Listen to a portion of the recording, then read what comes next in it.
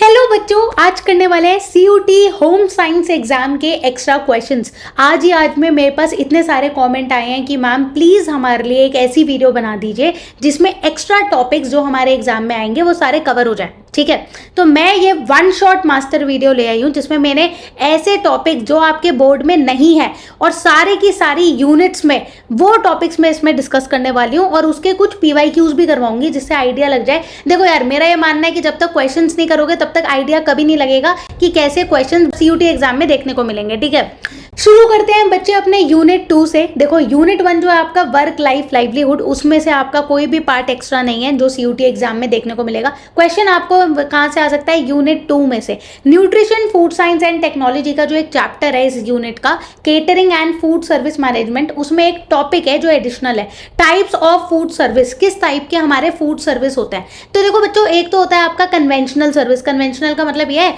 कि भाई आप खाना पका रहे हो और टेबल पे बंदे को सर्व कर रहे हो, जैसे आपके सारे रेस्टोरेंट में आपको देखने को मिलता है। सारे रेस्टोरेंट्स में आप यही देखते हो, क्या होता है कि खाना कुक करता है और आपके पास वेटर खाना सर्व करता है। तो ये क्या है? Raw ingredients are cooked and serve immediately, require high skill labour, और इसमें अच्छी खासी लेबर लगती है क्योंकि बना भी रहा है बंदा, फिर टेबल तक पहुंचा भी रहा है। सेकंड आपका जो होता है तरीका, दैट इज योर कमिसरी। कमिसरी वर्ड यहाँ कहाँ से आया है? बेसिकली यहाँ पे आपका एक अलग से किचन में सारा खाना पकाया जाता है और उसके बाद पहुंचाया जाता है through a satellite location. Satellite location का मतलब हो गया एयरलाइंस, ट्रेन। ट्रेन में खाना क्या ट्रेन के डब्बे में बनता है? नहीं, वो कहीं और बनता है और फिर ट्रेन तक पहुंचाया जाता है आप लोगों तक। एयरलाइन है, एयरप्लेन में खाना कैसे होता है कि बेसिकली खाना कहीं और बनता है बट इट इज वहां पे आपको ट्रांसपोर्ट करवाया जाता है खाना। ठीक है, तो कुकिंग कहीं और हो रही है और पहुंचाया कहीं और जा रहा है, that is called as commissary. Second third जो कैटेगरी है वो होती है रेडी प्रिपेयर्ड। रेडी प्रिपेयर्ड का मतलब होता है जैसे कि फूड इज कुक्ड, खाना बन चुका है, इंस्टेंटली चिल्ड या फिर उसको फ्रोजन कर दिया जाता है एंड रीहीटेड अपॉन ऑर्डर, और ऑर्डर आने पे उसके बाद रीहीटेड करा जाता है। तो सॉल्व स्टाफ स्टोरेज प्रॉब्लम, तो यहाँ पे क्या है कि स्टाफ का जो स्टोरेज प्रॉब्लम है वो आपकी सॉल्व हो जाती है। तो रेडी प्रिपेयर्ड का मतलब समझ में आया बच्चों? रेडी प्रिपेयर्ड का मतलब क्या है? खाना पूरा पका हुआ है पर कहते हैं ना ठंडा करके रख लिया है, जैसे कि आपके हॉस्पिटल्स वगैरह में होता है। तो बार बार थोड़ी खाना बनता है कि it's not like a restaurant कि तुमने ऑर्डर दिया और वो नया ताज़ा बना रहे हैं, बना के रखते हैं, जस्ट उसको क्या करते हैं वापस उसको ओवन में कुक कर देते हैं। फिर कह रहा है असेंबली सर्व। असेंबली सर्व क्या होता है? Pre cooked components are bought, जहाँ पे पके पकाए खाने को लेके आते हैं और असेंबल कर देते हैं। ठीक है, सर्व्ड इंस्टेंटली, जैसे फास्ट फूड हो गया। फास्ट फूड क्या है? आधे से आधा खाना वहाँ पे पका हुआ होता है, मोमोज वगैरह वो लेके आएगा, बस तुम्हें गर्म करके दे देगा, राइट। जैसे कि चिली पोटैटो वगैरह में पोटैटो में प्रॉपर वो बना के लेके आएगा। Half of the food is already pre cooked, he is just assembling it, और थोड़ा बहुत ऊपर से करके स्ट्रीट वेंडर वगैरह होता है वो सारा खाना क्या करते हैं, वहीं ठेले पे सब कुछ नहीं बनाते, घर से बना के ठेले पे लाते हैं। तो ये सब क्या होता है? असेंबली सर्व। इसके ऊपर क्वेश्चन बच्चों पहले भी आया हुआ है एग्जाम में और चांसेस है कि आपको देखने को मिलेगा types of food service system पे, conventional, commissary, ready prepared and assembly. समझ में आ गया? अब इसके ऊपर देखो, यहाँ पे क्वेश्चन तो नहीं था ना, अच्छा आगे क्वेश्चन डाले हैं मैंने। किचन हायरार्की, इसी टॉपिक में से एक और क्वेश्चन आता है किचन हायरार्की का। किचन हायरार्की के ऊपर क्वेश्चंस बहुत ज़्यादा देखने को मिले हैं रिगार्डिंग कि हेड ऑफ द किचन कौन होता है, किचन के शेफ के नाम क्या होते हैं। ठीक है, तो जो आपका शेफ दे क्विंस है, ठीक है, इसको आई थिंक क्यूसाइन पढ़ेंगे, राइट, आई डोंट नो, एक बार चेक कर लेना। पर शेफ दे क्विसिन जो है ये आपका एग्जीक्यूटिव शेफ है। एग्जीक्यूटिव शेफ मतलब जो हेड होता है पूरी की पूरी किचन का। दिख रहा है ना, हेड ऑफ द किचन सबसे ऊपर लिखा हुआ है किचन हायरार्की में। किचन में जो सबसे यहाँ पे हेड है वो क्या होता है? बेसिकली आपका शेफ दे क्वींस है, जिसको बैक ऑफ द हाउस में पूरा कहते हैं। Back of the house means that is the head of the kitchen. Second जो है वो है शेफ दे पार्टीज। शेफ दे पार्टी कौन होता है? यहाँ पे ये एक स्टेशन शेफ होता है, मतलब एक पर्टिकुलर डिपार्टमेंट का इंचार्ज होता है। किचन में भी बहुत सारे डिपार्टमेंट होते हैं, एक है मान लो नॉन वेज बना रहा है, एक है वेज बना रहा है। पूरी किचन का जो हेड होगा वो आपका होगा एग्जीक्यूटिव है शेफ। ठीक है, पूरी किचन का जो हेड होगा वो क्या होगा? Executive chef. उसके अंदर जो अलग अलग डिपार्टमेंट आ रहे हैं उसके ऊपर अलग अलग हेड बैठा हुआ है। तो शेफ दे पार्टी कौन है? शेफ दे पार्टी वो है जो एक पर्टिकुलर सेक्शन का हेड है। ठीक है, रेस्टोरेंट मैनेजर की बात करते हैं। रेस्टोरेंट का मैनेजर कौन होता है? Head of the front of house, मतलब फ्रंट ऑफ हाउस का मतलब क्या है? किचन के बाहर जो मैनेजर डील कर रहा है वो कौन होता है? Restaurant manager. जो रेस्टोरेंट में आपने देखा ना, अपने मैनेजर को बुला के लाओ, वेटर से लोग बात नहीं करते अगर कुछ कंप्लेन करनी होती है। तो रेस्टोरेंट मैनेजर कौन है? That is the front of the house. समझ में आ गया बच्चों?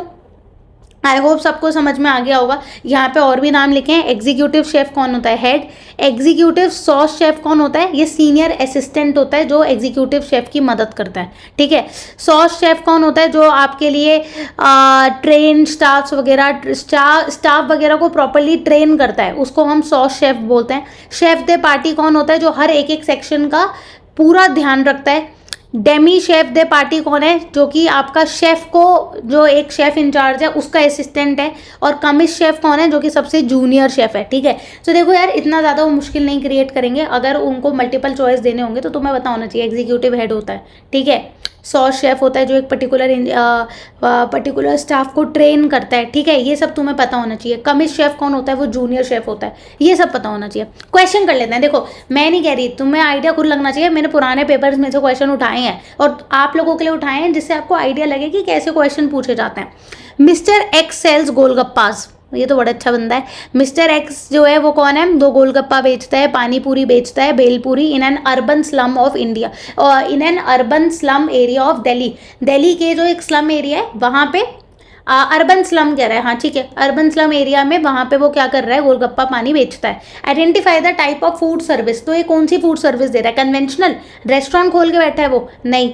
असेंबली सर्विस, असेंबली सर्विस क्या है? कि वो आधे से आधा चीज़ें तो ऑलरेडी बना के लेके आ रहा है। गोलगप्पे का पानी बना के लेके आ रहा है, गोलगप्पा बना के लेके आ रहा है, सॉल्ट बना के लेके आ रहा है, बस वो तुम्हें आके खिला रहा है। तो ये क्या होता है? असेंबली सर्विस होता है। रेडी प्रिपेयर्ड, रेडी प्रिपेयर्ड मैंने आपको पहले ही बोला है कि वो ऑलरेडी प्रिपेयर्ड होता है, बस आप उसको क्या करते हो? हाफ प्रिपेयर्ड होता है और बाकी आप कुक करते हो। तो असेंबली होगा यहाँ पे, क्योंकि वो क्या कर रहा है? सब कुछ बना के लेके आया अपने ठेले पे, बस उसके अंदर भर के आपको खिला रहा है। कमिश्री, कमिश्री भी नहीं है कि कहीं दूर उसको लोकेशन पे लेके जा रहा है, ठीक है।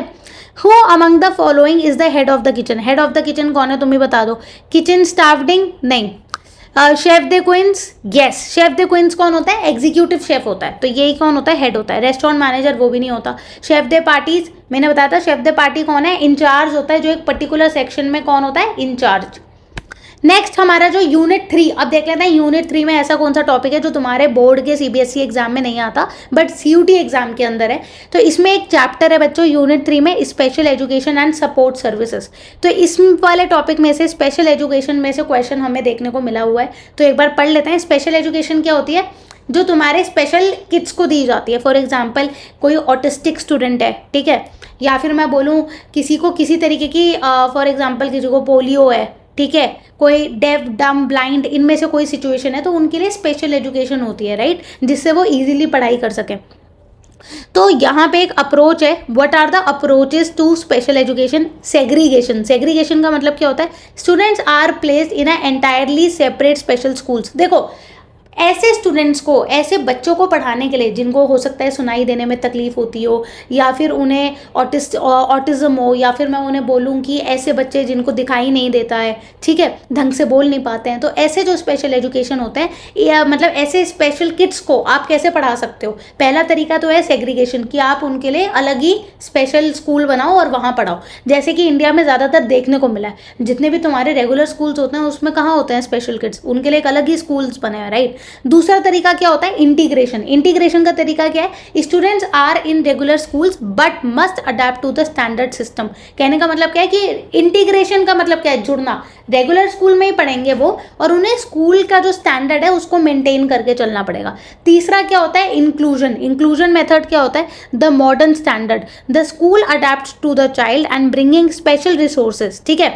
समझे? नहीं समझ में आया? दोबारा समझा देती हूँ। स्पेशल एजुकेशन जिन बच्चों को चाहिए होती है उनको पढ़ाने का सिर्फ 3 ही लॉजिक है। सेग्रीगेशन मतलब अलग करना, उन बच्चों को आप अलग स्कूल में कर दो स्पेशल एजुकेशन, स्पेशल स्कूल उनको बना दो जिसमें उनको प्रॉपर एजुकेशन मिले। इंटीग्रेशन, इंटीग्रेशन मतलब उन बच्चों को भी मेन स्कूल में ही पढ़ाओ और उन्हें मेन स्कूल के हिसाब से पढ़ाई करनी है, उनके लिए कुछ स्पेशल नहीं होगा।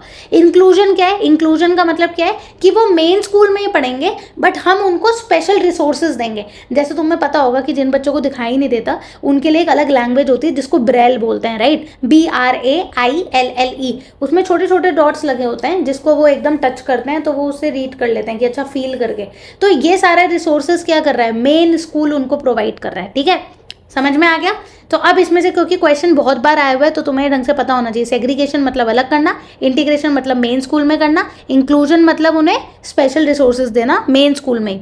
अब क्वेश्चन देखो क्या है, which approach focuses on adapting the educational system to meet the needs of child with disability rather than expecting the child to fit into the existing system. कहने का मतलब क्या है, हम बच्चे को ज़बरदस्ती अपने सिस्टम में फिट नहीं कर रहे। ऑफकोर्स सीधी सी बात है, अगर रेगुलर स्कूल में एक स्पेशल किड बैठा है और हम उसको ज़बरदस्ती वो पढ़ा रहे हैं जो उसको दिक्कत हो रही है, उसे समझ में भी नहीं आ रहा है, तो इट डजंट मेक सेंस। तो ऐसा कौन सा सिस्टम है जो कि बच्चे के ऊपर फोर्स ना करे, ठीक है, तो हम उनसे एक्सपेक्ट नहीं कर रहे कि वो पढ़ें। वो कौन सा सिस्टम होता है, इंक्लूसिव एजुकेशन, जहाँ पे हम रेगुलर बच्चों के साथ पढ़ा रहे हैं बट उनको थोड़े स्पेशल रिसोर्सेज दे रहे हैं। तो वो सबसे अच्छा सिस्टम क्या है, इंक्लूसिव सिस्टम।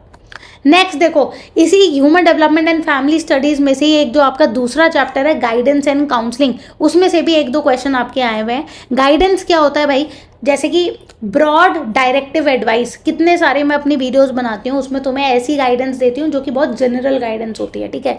जैसे हम बोलती हूँ यार टेक्नोलॉजी के बारे में पता होना चाहिए, पब्लिक स्पीकिंग के बारे में पता होना चाहिए, तो ये क्या है, ये मेरी गाइडेंस है। गाइडेंस मतलब काफ़ी सारे बच्चों को टारगेट करते हुए बोल रही हूँ मैं, और डायरेक्टिव तुम्हें डायरेक्ट बोल रही हूँ, ठीक है। Teacher advising on a career path is a guidance. Basically मैं क्या कर रही हूँ, तुम्हें गाइड ही तो कर रही हूँ कि ना मेरे से ये वाला टॉपिक पढ़ लो कि तुम्हारे अच्छा स्कोर कर लो, ये टॉपिक मिस ना हो, तो this all come in guidance.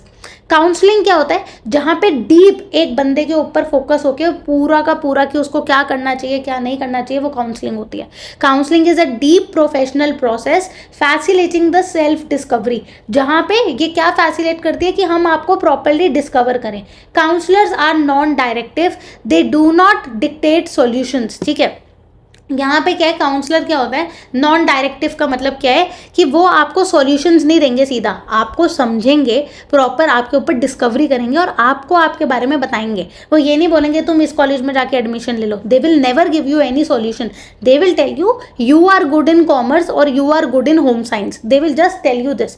जैसे कि मैं तो ये बोलती हूँ, डायरेक्ट बोलती हूँ, अगर आपको फैशन डिजाइन करना है तो निफ्ट में चले जाओ, ये करना है तो एनआईटी चले जाओ, तो मैं क्या कर रही हूँ, आपको गाइडेंस दे रही हूँ। काउंसलर आपको गाइड नहीं करेगा, आपको आपके बारे में बताएगा, सेल्फ डिस्कवरी। तो कभी कभार इस वाले एमसीक्यू में ना बच्चे कंफ्यूज हो जाते हैं गाइडेंस और काउंसलिंग में। आई होप सबको क्लियर हो गया है तो make sure to like my channel and subscribe my channel, ठीक है। PYQ करते हैं, क्वेश्चन क्या आया हुआ है, which of the following is generally not considered a primary stage और a goal in professional counselling process. Professionally जब काउंसलिंग करी जाती है किसी बच्चे की, तो क्या स्टेप उसमें कंसिडर नहीं किया जाता। रैपो बिल्डिंग, क्या हम उसमें रैपो अपनी, मतलब कहते हैं ना कि ये तो अपनी रैपो बना रही है, तो क्या ये अपनी रैपो बिल्डिंग करी जाती है, नहीं। कौन सा, क्या नहीं करा जाता, not considered a primary stage. Problem exploration, dictating advice और स्ट्रिक्ट सॉल्यूशंस, या टर्मिनेशन।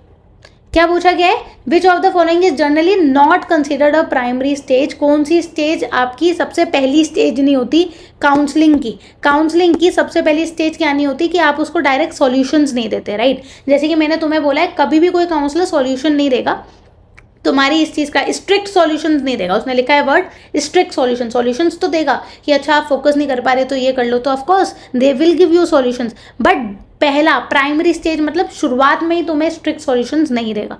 तो dictating advice and strict solutions, professional counselling is all about self discovery, empowering the individual to make their own choices, जिसमें तुम अपनी खुद की choice कर सकते हो, तुम्हें तुम्हारे बारे में बताना is a part of counselling. Next कर लेते हैं भाई यूनिट 4 जो है आपकी फैब्रिक एंड अपैरल। इसमें से भी आपके बहुत सारे ऐसे टॉपिक्स हैं जो कि आपके बोर्ड में नहीं है बट CUT में आ रहे हैं। तो इसमें जो आपका चैप्टर है ना, production and quality control in garment industry, इस वाले में से एक टॉपिक है आपका स्टेजेस ऑफ मास प्रोडक्शन। जब भी एक कपड़ा मास प्रोडक्शन, जैसे ये मैंने टी-शर्ट पहनी है तो ये खाली मैंने ही थोड़ी पहनी है, कस्टमाइज थोड़ी है, दुनिया में इतने सारे लोग पहन रहे हैं, जनरल साइजेस के मिल रही है, तो ये क्या है, मास प्रोडक्शन है, ठीक है। हाई फैशन जो होता है वो तो बहुत महंगा होता है, जैसे अवंत गार्ड हो गए, ये मेट गाला कांस वगैरह पे देखने को मिलते हैं, तो बहुत महंगे और कस्टमाइज होते हैं। बट मास प्रोडक्शन का मतलब क्या है, कोई भी चीज़ जब दुनिया में इतने सारे लोगों के लिए बन रही है और जनरल बन रही है, ठीक है, so that is called as mass production. इसकी अब क्या स्टेज है, कैसे मास प्रोडक्शन करी जाती है। सबसे पहले तो प्रॉपर पैटर्न बना दिया जाता है। अब अगर मेरी टी-शर्ट होगी तो प्रॉपर उसको साइज, उसका पैटर्न बना दिया गया होगा। स्केलिंग द मास्टर पैटर्न, अब आपने जब पेपर पे उसका पैटर्न बनाया तो अब क्या साइज रखना है, स्मॉल रखना है, मीडियम रखना है, लार्ज रखना है, उसको स्केल कर दिया। स्प्रेडिंग एंड कटिंग, और उसको फिर प्रॉपरली कट कर दिया और फिर आपस में जोड़ दिया, असेंबल कर दिया। ठीक है, ये स्टेप्स देखो, तुम्हें पता है long answer type question type तो कुछ है नहीं, एमसीक्यूज वगैरह में तुम्हें ये स्टेप्स देखने को मिल सकते हैं, या मैचिंग में देख सकते हैं कि कौन सा स्टेप प्रोडक्शन करने के काम आता है या नहीं आता है। मास प्रोडक्शन में सबसे पहले बच्चों हमेशा पैटर्न बनता है। कोई भी गारमेंट हो, कोई भी चीज़ होगी, सबसे पहले तो उसका निशान लगाओगे ना, पैटर्न बनाओगे, उसको कहते हैं पैटर्न बनाना। ग्रेडिंग करना मतलब क्या साइज आप फाइनल कर रहे हो, स्मॉल, मीडियम, लार्ज, और उसके बाद आप क्या करोगे, कटिंग करोगे प्रॉपरली, और असेंबली मतलब सारे पीस को आपस में जोड़ दोगे, मतलब शर्ट का आगे का पार्ट पीछे वाले पार्ट से जोड़ोगे, शोल्डर जोड़ोगे, सारे अलग अलग पीसेस को आपस में जोड़ दोगे। AQL क्या होता है, AQI नहीं है, यहाँ पे एयर क्वालिटी की बात नहीं हो रही है, AQL है। AQ मतलब एक्सेप्टेबल क्वालिटी लेवल, क्या क्वालिटी मैं एक्सेप्ट कर सकती हूँ। The maximum number of defect unit allowed in a random inspection batch. For example मेरे को आपने बोल दिया क्वालिटी कंट्रोल वाली बंदी हूँ मैं, मेरे पास पूरी फैक्ट्री है। अब भैया इतनी बड़ी फैक्ट्री में इतना सारा कपड़ा है, कहीं कोई डिफेक्ट तो आ ही सकता है ना, धागा खिंच गया, थोड़ा सा कट लग गया, कलर स्प्रेड हो रहा है, तो कैसे पता लगाऊंगी कितने डिफेक्ट मैं अलाउ कर सकती हूँ। That is called as AQL, acceptable quality level. Acceptable quality level समझ में आया, मतलब the number of defect that is allowed in an inspection batch before the entire batch is rejected. ऐसा नहीं होता, तुम लोग देखते हो ना कितना H&M और ये मार्क्स एंड स्पेंसर और बड़े बड़े ब्रांड है तुम्हारे, पीटर इंग्लैंड वगैरह, उसके रिजेक्टेड पीसेस मार्केट में सस्ते में मिल रही होते हैं, तो बहुत ज़्यादा उसमें ना, ऐसा नहीं होता है कि हल्का सा डिफेक्ट आया और वो शर्ट निकाल देंगे, ऐसा नहीं होता है। They give a chance how many defects can be consume, कितने डिफेक्ट हम झेल सकते हैं, उससे ज़्यादा अगर डिफेक्ट आता है तो उन्हें पीस को रिजेक्ट करना ही पड़ता है। ठीक है, समझ में आया। The maximum number of defect unit allowed is called as in an inspection before the batch is retired or we can say rejected is called as AQL। PYQ देख लेते हैं क्या क्वेश्चन आया है। In the garment manufacturing industry what does the quality control matrix AQL stand for. AQL का मतलब क्या होता है, acceptable quality control, acceptable quality level. ये याद रखना, एक्सेप्टेबल होता है ए से, क्वालिटी के लिए वो बहुत ऑप्शन देंगे तुम्हें, ए में तुम कंफ्यूज हो सकते हो। इसी में एक और चैप्टर आता है retailing and merchandising, right. Fabric and apparel में जो आपका ये वाला चैप्टर है रिटेलिंग एंड मर्चेंडाइजिंग, उसमें एक टॉपिक है अबाउट मर्चेंडाइजिंग। ठीक है, मर्चेंडाइजिंग का मतलब क्या होता है, मर्चेंट का मतलब होता है प्रोडक्ट, मर्चेंडाइजिंग का मतलब प्रोडक्ट को बेचने का प्रोसेस। ठीक है, so it's a business strategy of getting the right product to the right market at right time at right price. क्या बोल दिया एक साथ। तो मर्चेंडाइजिंग का मतलब क्या, मैं हमेशा समझा रही हूँ, तुम्हें रटवा नहीं रही हूँ, जिससे कि तुम्हें ढंग से याद हो जाए अपने एग्जाम से पहले, कि कोई भी क्वेश्चन आ जाए तो तुम कर पाओ बच्चों। ठीक है, फैशन मर्चेंडाइजिंग का मतलब क्या है कि मेरे पास प्रोडक्ट तैयार है, बट अगर मुझे उसको मार्केट में बेचना है तो क्या क्या स्टेप्स को फॉलो करना पड़ेगा, क्या बिजनेस स्ट्रैटेजी रखूं कि सही टाइम पे सही प्रोडक्ट सही जगह पे और सही रेट पे मार्केट में पहुंच जाए। कोई भी प्रोडक्ट अगर सही है, सही टाइम पे है, सही जगह पे है और उसका सही रेट है, वो मार्केट में बिकेगा ही बिकेगा। तो वो क्या तरीका होता है फैशन मर्चेंडाइजिंग का। अब हम इस पर क्वेश्चन देख लेते हैं। जब तक क्वेश्चन नहीं करोगे ना, सेटिस्फैक्शन कभी नहीं मिलने वाली। तो यहाँ पे क्या है, क्वेश्चन क्या कह रहे हैं, the process of planning and developing and presenting product line. एक प्रोडक्ट लाइन है, जान मान लो मेरी ये टी शर्ट है, ठीक है, मैंने इस टी शर्ट को प्रॉपर प्लान आउट किया, प्रॉपरली डेवलप कर लिया और प्रेजेंट कर रही हूँ for identified target market, proper target market के लिए with a proper pricing, styling कर दी, हर चीज़, टाइमिंग भी सही है, सॉर्टिंग भी सही है, प्राइसिंग भी सही है। तो क्या ये फैशन फोरकास्टिंग है? नहीं। फैशन फोरकास्टिंग क्या मतलब होता है, फैशन पे रिसर्च करना। विजुअल मर्चेंडाइजिंग का मतलब होता है बेचते पे लाइट वगैरह का ध्यान रखना। Fashion merchandising it's a part of fashion merchandising, जो ये पूरा प्रोसेस का ध्यान रख रही है कि प्रोडक्ट सही से बन रहा है, सही से प्लान हो रहा है, सही से डेवलप हो रहा है और सही से मार्केट में बिकेगा। तो ये जो पूरा प्रोसेस है ये क्या होता है, फैशन मर्चेंडाइजिंग। क्वालिटी कंट्रोल मतलब कि ये क्वालिटी ठीक है या नहीं है। ठीक है, फैब्रिक एंड अपैरल का एक और चैप्टर का पार्ट है जिसको हम बोलते हैं म्यूजियमोलॉजी एंड टेक्सटाइल कंजर्वेशन। किस बारे में बात हो रही है, टेक्सटाइल कंजर्व, मतलब कैसे आप अपने टेक्सटाइल को बचा सकते हो। तो कोर कॉन्सेप्ट क्या है इस बारे में, protecting historical fabrics from environmental damage like light, humidity and physical degradation. The curator is the professional responsible for acquiring and preserving these collections. Always make sure कि जो हमारे टेक्सटाइल्स हैं, चाहे वो तो हमारे ट्रेडिशनल टेक्सटाइल्स हो, इंडिया के पुराने टेक्सटाइल मतलब कांजीवरम हो गया, बनारसी हो गया, उनको बचाना, प्लस किसी भी टेक्सटाइल को, हिस्टोरिकल फैब्रिक को इन्वायरमेंट से बचाना कि उस पर लाइट पड़ती है तो कलर निकल जाता है, राइट, ह्यूमिडिटी, और वो डिग्रेड ना हो, इसका ध्यान रखना किसका पार्ट होता है, टेक्सटाइल कंजर्वेशन का। इस पर क्वेश्चन नहीं देखने को मिला है, बट ये टॉपिक आपका CUT एग्जाम के अंदर आता है टेक्सटाइल कंजर्वेशन का, इसलिए मैंने थोड़ा सा आपको एक्सप्लेन किया है। बहुत ही कॉन्साइज नोट बनाए हैं, मुझे नहीं शौक है कि बहुत ज़्यादा कहानियाँ पढ़ाने का, मैं उतना ही, बोर्ड में भी बहुत अच्छे बच्चों के नंबर आए हैं, जिन्होंने मुझसे पढ़ा था तो बहुत ही अच्छे आए थे क्लास 12th में, बिकॉज बहुत ही कॉन्क्रीट और बहुत ही कॉन्साइज नोट्स मेरे होते हैं, and I try to give the best in less time, so that तुम अपना टाइम यूटिलाइज करके क्वेश्चंस वगैरह भी सॉल्व करो थ्योरी पढ़ने के बाद। यूनिट 5 करते हैं भाई। यूनिट 5 आपका रिसोर्स मैनेजमेंट के बारे में है, ठीक है।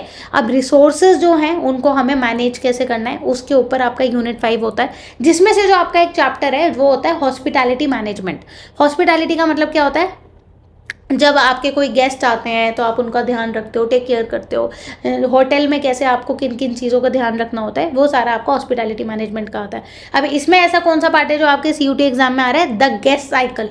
गेस्ट साइकिल का मतलब क्या है, गेस्ट आता है तो उसका क्या क्या प्रोसेस होता है। अगर गेस्ट आएगा तो पहले तो वो अपना क्या होगा, प्री अराइवल। प्री अराइवल क्या है कि वो होटल के अंदर घुसा नहीं है, he has not went inside the hotel, but he has book the room, that is called as pre arrival, कि मैंने पहले अपना रूम बुक कर लिया है, right. So that is booking phase. जो बुकिंग फेज होता है किसी भी होटल में कोई भी अगर आता है तो उसको प्री अराइवल कहते हैं।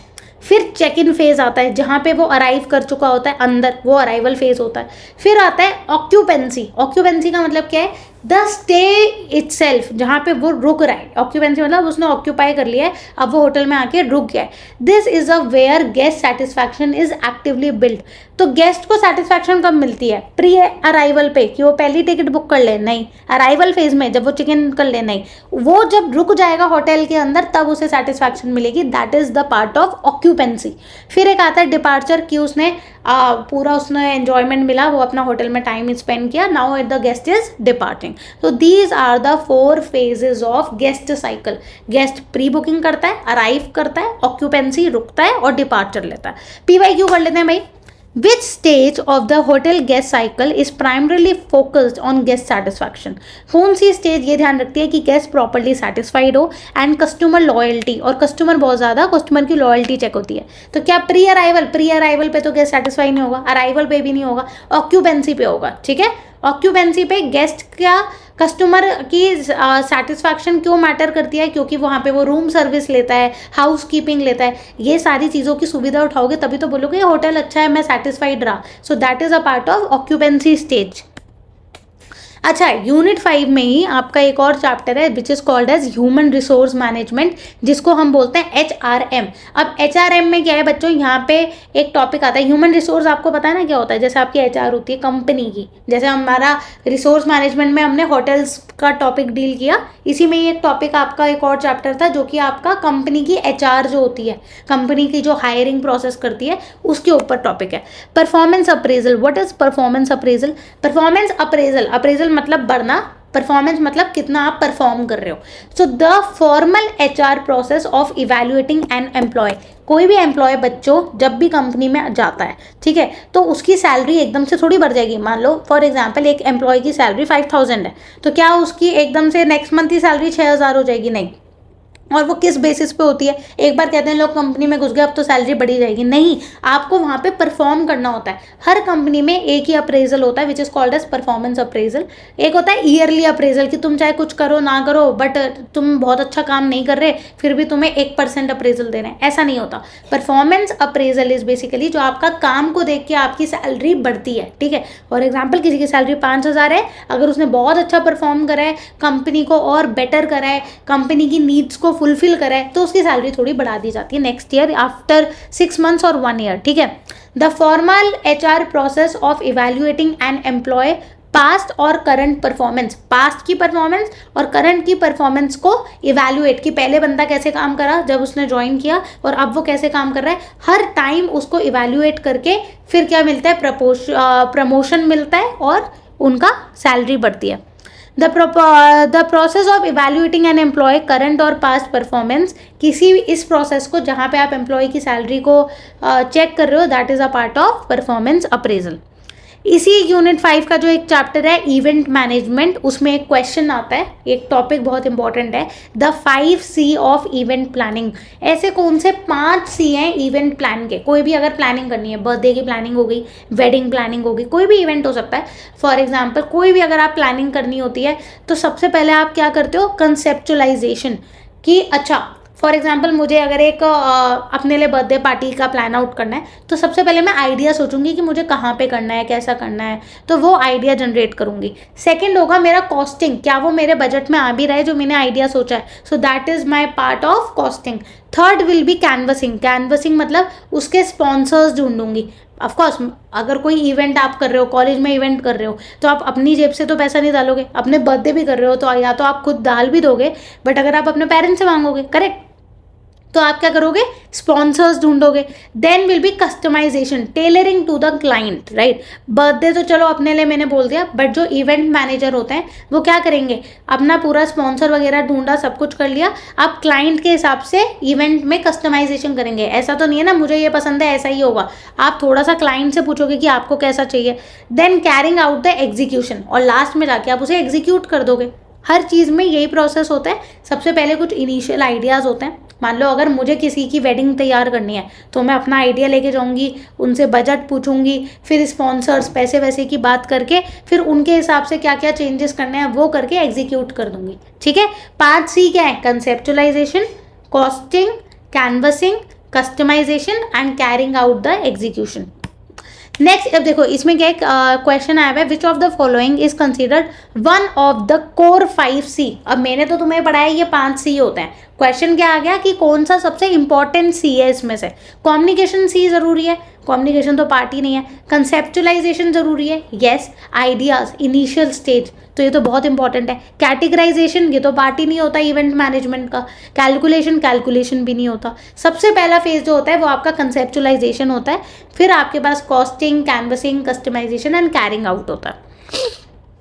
अच्छा, यूनिट 5 में से बहुत टॉपिक हटा रखे हैं मुझे अब ऐसा लग रहा है। यूनिट 5 का एक और चैप्टर जो है आपका designing of interior and exterior space. जब आपको डिजाइनिंग करनी है, इंटीरियर्स की करनी है, घर की करनी है या बाहर की जगह की करनी है, तो डिजाइनिंग करते हुए हमेशा 2 बातों का ध्यान रखना चाहिए। पहला एलिमेंट ऑफ डिजाइन, दूसरा प्रिंसिपल ऑफ डिजाइन। ठीक है, एलिमेंट ऑफ डिजाइन क्या होता है?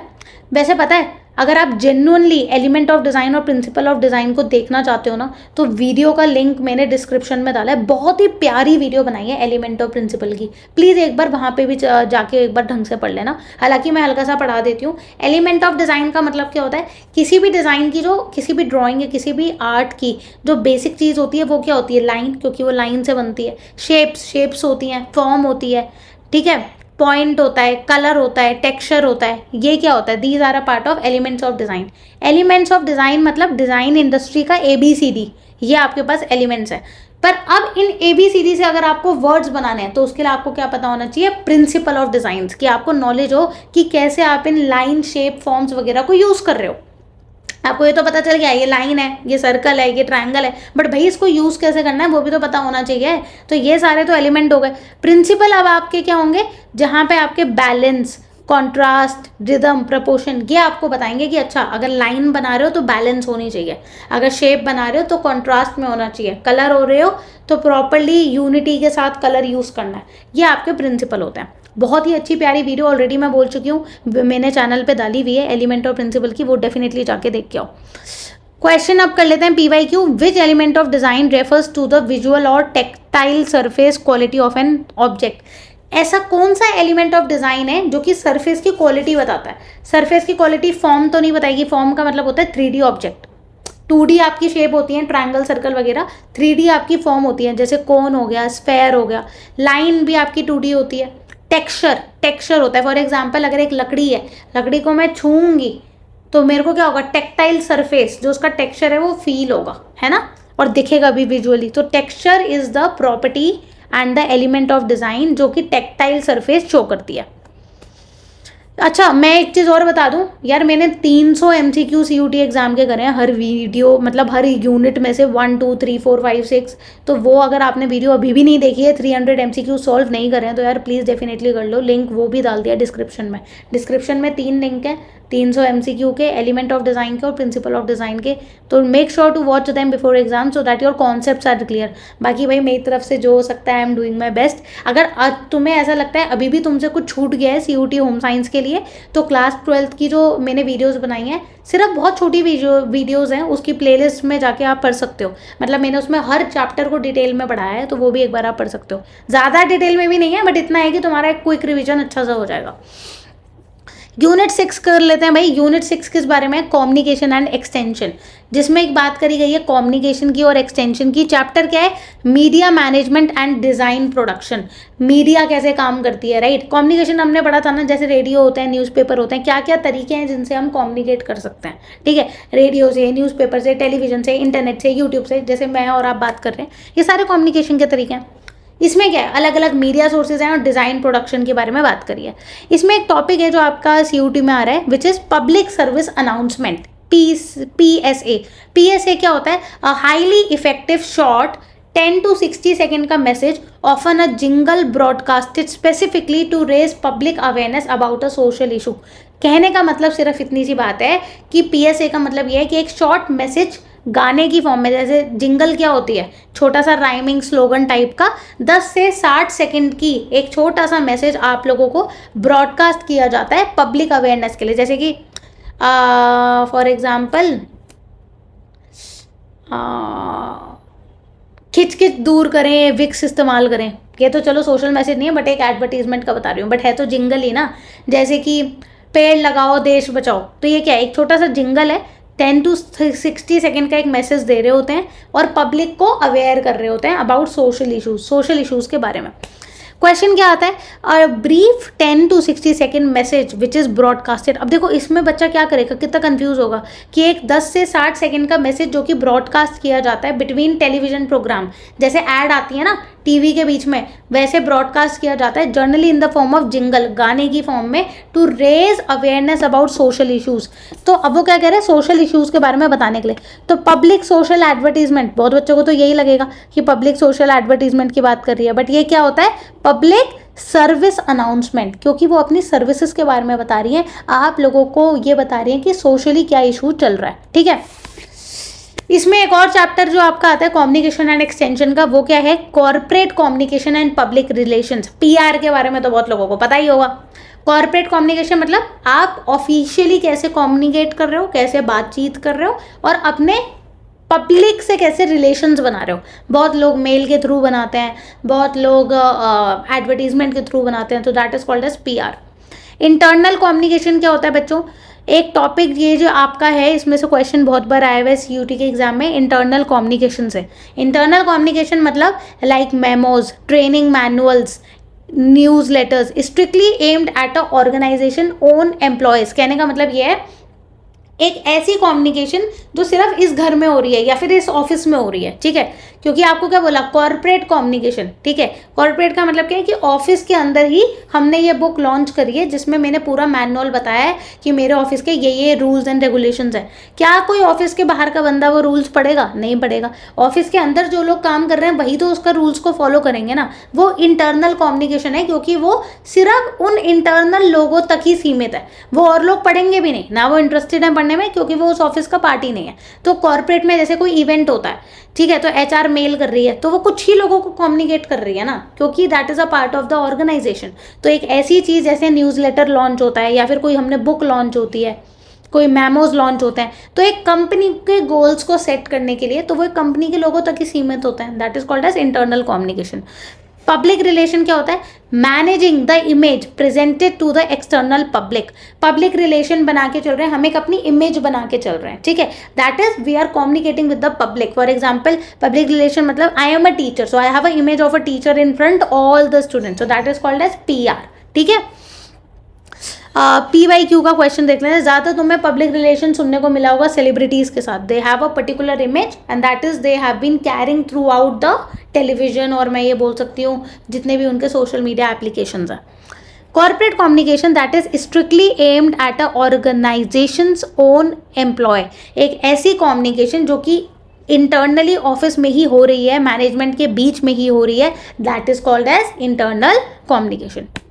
तो भाई अभी आपको मैंने सारे के सारे क्वेश्चंस करवा दिए खत्म, सारे इंपॉर्टेंट टॉपिक्स भी ढंग से समझा दिए, और अगर वीडियो मस्त लगी है, समझ में आ गया है प्रॉपर्ली, ठीक है, तो वीडियो को शेयर करो अपने दोस्तों के साथ जिनका एग्जाम आने वाला है सीयूटी का। अच्छी बात है, ज़्यादा से ज़्यादा बच्चों के अच्छे मार्क्स आएंगे। एंड मैं अपनी साइड से पूरी कोशिश करूँगी कि तुम्हारे सारे टॉपिक कवर हो जाए। तुम अपने साइड से पूरी कोशिश करो कि जितना कॉन्टेंट मैंने डाला है उसको कवर करने की, और उसके बाद मॉक्स करते जाओ सॉल्व। अपना क्या है, पेपर वगैरह सॉल्व करोगे, अपना आप समझ में आ जाएगा कि मैम ने जो क्वेश्चंस करवाए हैं वो हमसे बन पा रहे हैं या नहीं बन पा रहे, कोई टॉपिक छूट तो नहीं गया। मैं अपनी साइड से जितने एफर्ट्स डाल रही हूँ, put efforts at your side also, so that we both can score better in our CUT exams, ठीक है।